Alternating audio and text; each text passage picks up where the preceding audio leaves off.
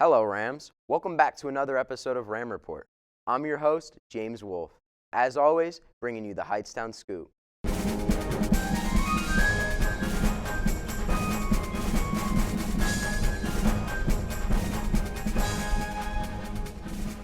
Here at Hightstown High School, we have a new vice principal and athletic director.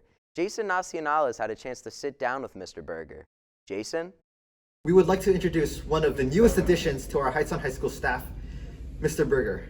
Coming from Mountain, New Jersey, he is our current senior vice principal and athletic director. This is not the first time he's been involved with education. Yeah, I was a teacher, history teacher, social studies, psychology for a long time, about 15 years. And then before coming here to Hightstown, I was also an athletic director and vice principal at a different school. Now, as our athletic director, he's responsible for many things. I'm actually the 12th grade vice principal and the athletic director. So if we're just talking about athletics, my job is to oversee all of the athletics here at Hightstown High School and also a little bit of the sports that go on over at Krebs. So that entails, building the schedules and the uniforms and making sure we have officials and all those different procedures and that.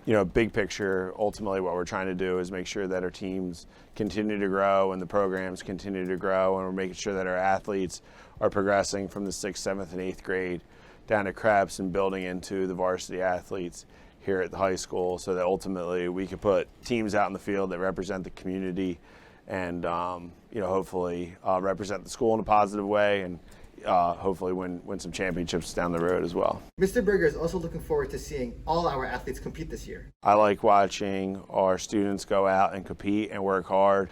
So winning and losing a class, no matter what the sport is, and showing that true character is what I enjoy. So whatever the sport is, as long as we're competing and we're doing it the right way, I'm all for it. Everyone here at Hightstown are so proud to see how much our athletes have accomplished this year. I think everybody's accomplished a lot. I think that our students right now and our athletes are being tested in ways that nobody's ever been tested before. Now, we've won some games along the way.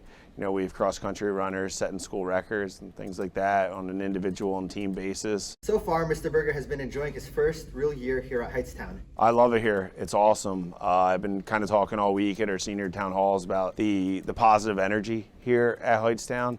We've had a number of different events with very, very big turnouts. Every time I look around, there's kids walking around the hallways in Hightstown gear. There's just a lot of positive energy. I think it's a great place. I think the community supports the school and supports the teams. I'm really happy to be here. We can't wait to see what he will do in the future. Back to you in the studio. Thank you, Jason, for teaching students about a new face here at HHS. Even though this was Mr. Berger's first season of fall sports at Hightstown, this did not prevent the teams from having successful seasons. Here's Jose Landaverde with a fall sports wrap-up. To start, the freshman football team accomplished an incredible feat by going undefeated. Most of their wins ended up being shutouts.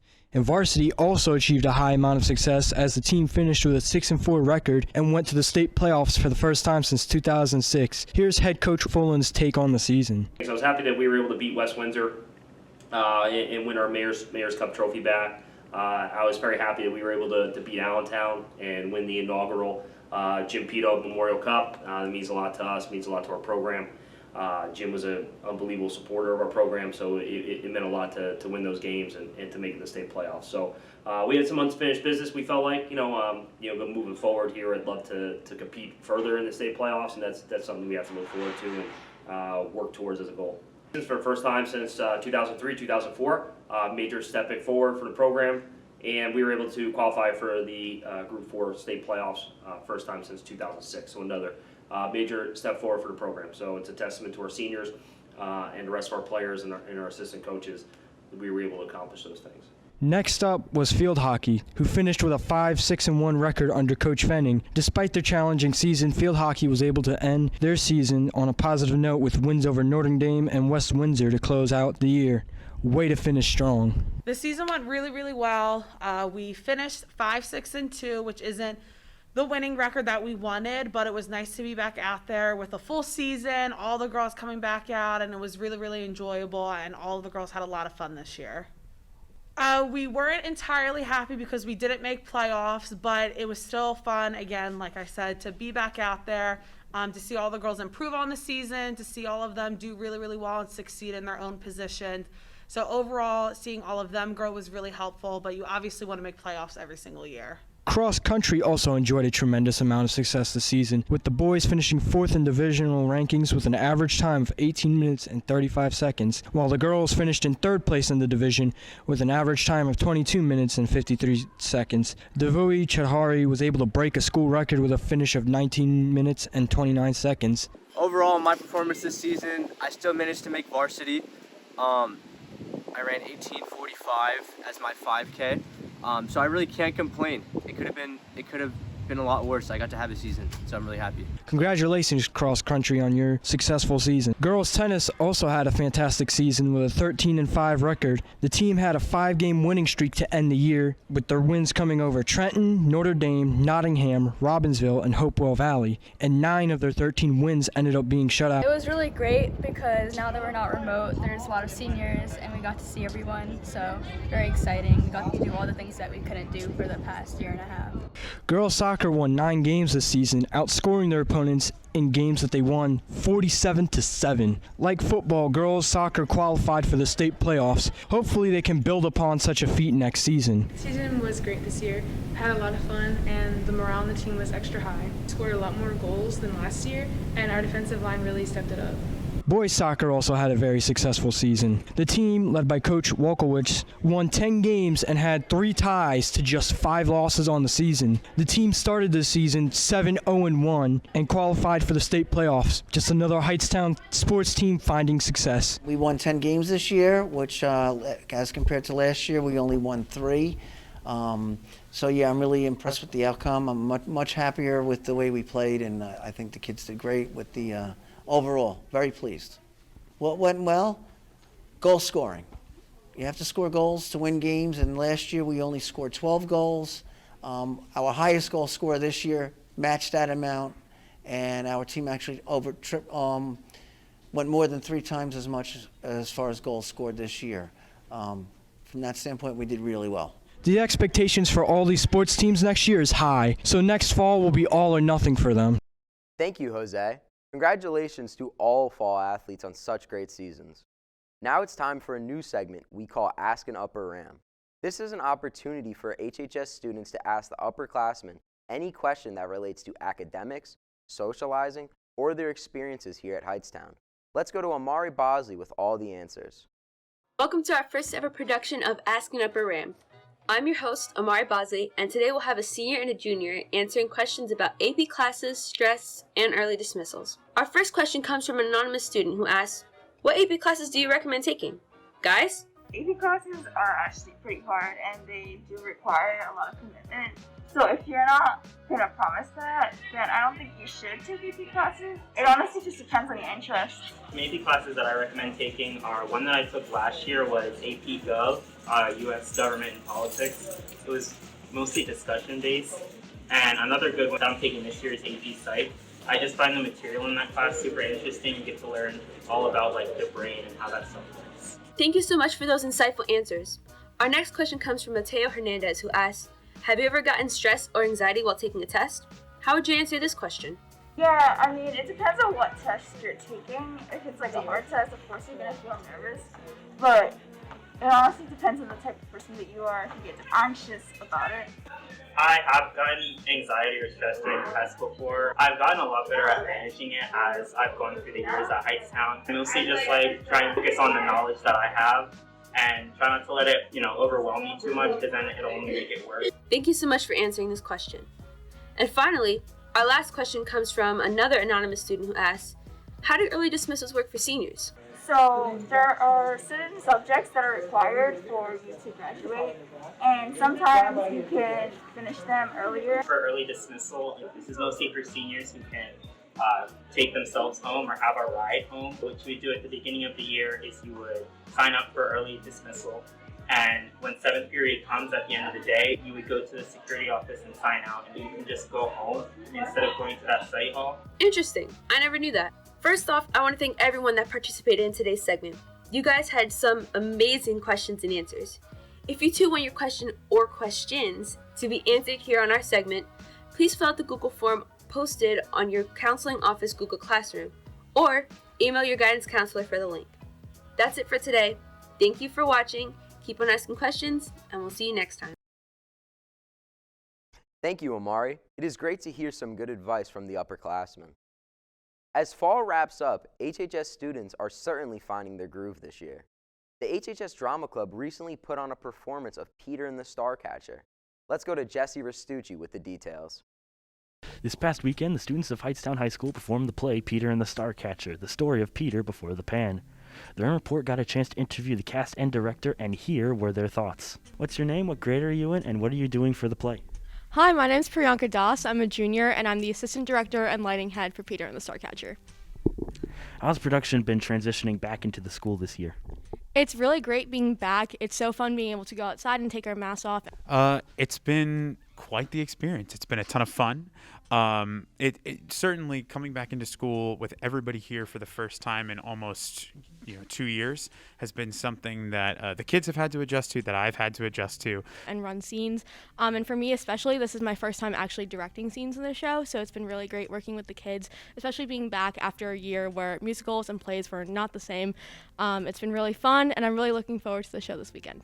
Because there's some sort of new life to it, right? It's not like last year where we were just lucky to be doing a show. Now, not only are we lucky to be doing a show, they can feel comfortable while they're doing a show. They can feel at home with their friends again, and that's been something that has been just a pleasure to watch. What are some of the restrictions you've had to face during production with COVID and social distancing? So one of the biggest restrictions, of course, is the wearing of masks for pretty much every rehearsal. We've been masked tonight, actually, while we were recording this. This is going to be our first performance in front of an audience. It's obviously different because with a mask, you can't see someone's face, and that's a really huge part of acting. But we've definitely worked through it. Again, like I said, we would go outside, stuff like that, and we've gotten the ability to take our masks off for some of our principals during the show, which has been really great. So much of acting has to do with not just your vocal expressions and not just where you are on stage and at what point you're there on stage, but also the way that we see things happening with both your eyes and the rest of your face as well. So that's definitely been a challenge that they've had to overcome, as well as just figuring out how many people can be on stage at any given amount of time in a safe distance and have them feel comfortable with one another. And then also how many people we're going to be able to bring into our audience. We're lucky enough that we're going to have both pods of family members and as well as general admission seats. And that's been something that's had to, kind of change back and forth just as COVID changes every single day. And what are your thoughts for the upcoming shows this weekend?